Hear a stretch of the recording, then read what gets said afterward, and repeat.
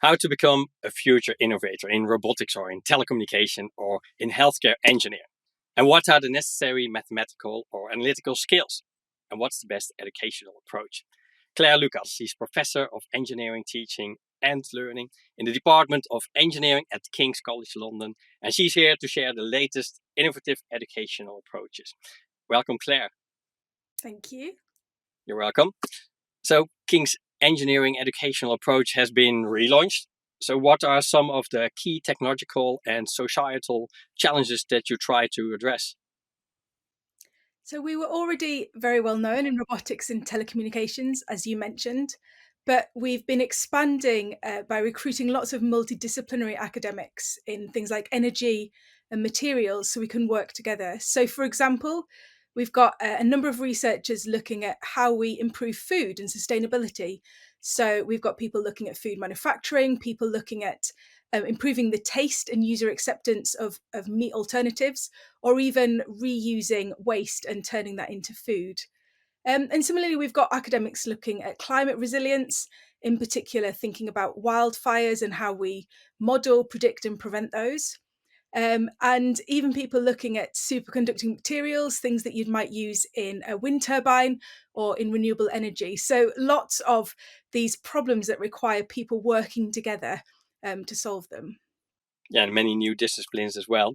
And if you look, an essential aspect of your approach involves the re-envisioning of project-based learning and within a research focus setting. So how do you successfully implement this at the large scale? So yeah, we see education as another key societal challenge to solve, actually. So part of that is what the values need to be that students need to leave our engineering degree with. So we're asking this question: who is engineering for, and how can we get students to improve the kind of engineering that they're doing? So about 25% of our curriculum is project based.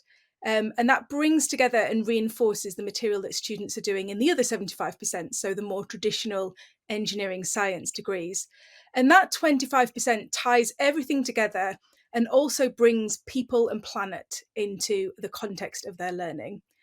So, some of the things we've done to scale that up, as you mentioned, we've established semester long projects. So our projects run over the whole academic year. This is a bit different to some of the institutions that do shorter kind of sprint based projects, but it fits really well into our structure. It means that students have this continuous contextual thread of what they're doing. They don't ever need to say to us, oh, why am I learning this? What's the real world application of this bit of thermodynamics you're teaching me? Because they're always doing it. They're always doing one of these projects alongside it. Some of the other implementations challenges that we had, we've got a really large cohort of students, a really multicultural cohort of students, and we've got quite a lot of newly recruited staff who haven't taught in this environment before.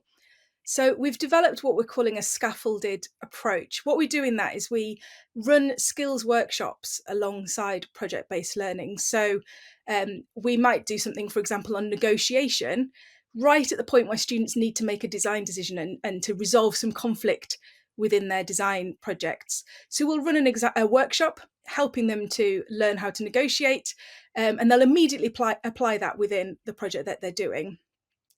We have quite a lot of these regular kind of design reviews going through the programme, and we are applying quite a lot of industrially recognisable tools. So another one would be something like DFMEA.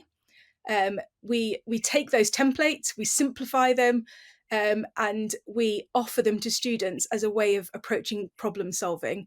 And I think that's the crux of what we're trying to do, actually, where we're not only teaching them the technical side of these projects for project-based learning, but we're giving them a number of different problem solving approaches, taking those from industry, taking those from multiple disciplines to equip students with those real world ways of working. Yeah, a very, very comprehensive approach. If we look to, let's say, the future, data analytics and AI is a foundation for everything. So how does simulation and digital resources aid in realizing your vision and facilitating the learning process for your students? So we started during COVID-19, and that meant we were actually forced to develop virtual equivalents for some of our projects. So that meant that we developed this simulation strategy that sits alongside our practical pedagogy. For example, for all of the projects, students can use virtual components. They can pull these together, drag and drop them, and play with them in this virtual test environment that we've developed. And we find that that really helps students develop their systems thinking capabilities. That means they're focusing on how things are interacting and how we are putting things together and integrating things, rather than necessarily on those individual components. This really supports the multidisciplinary projects that we do and also helps the collaboration skills. Much more specifically, we've embedded a model-based systems engineering approach to our projects. So students go from developing quite simple CAD models in the first semester to importing those into a full Simulink environment in the second semester.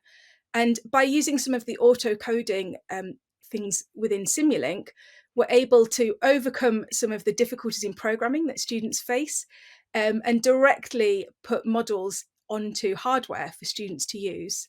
And this really helps us think about what is it that we want the system to be doing? What's the desired behavior of that system? So rather than focusing on classical control theory, students are really thinking about what should the system be doing in certain scenarios. And we bring into that ethical scenarios, safety scenarios, and security scenarios as well, really embedding that systems and societal thinking for students. And with these different tools that we're using, it's all about giving students real world tools, real world contexts, and real world challenges that they can work on. Yeah, you really make me curious, and I want to learn more, and I think many of our watchers want to learn more. So how can they learn more about King's Engineering New Approach? So they can register for MATLAB Expo, where I'll be talking about this. You can go to the King's website, or you would be very welcome if you're in London to come and visit us. We've got some brand new quad spaces that we do all of this work in, and it would be really great to have visitors. Definitely. Yeah, I appreciate you, Claire, that for sharing your recent advancement in engineering education. I think it's not even only important, but it's crucial, and it's a very big challenge because education is going to change a lot in the coming years. And for everybody who wants to join us in watching Claire, register at MATLAB Expo, and we see you in the coming time. Thank you for the audience, and we look forward to seeing you next time.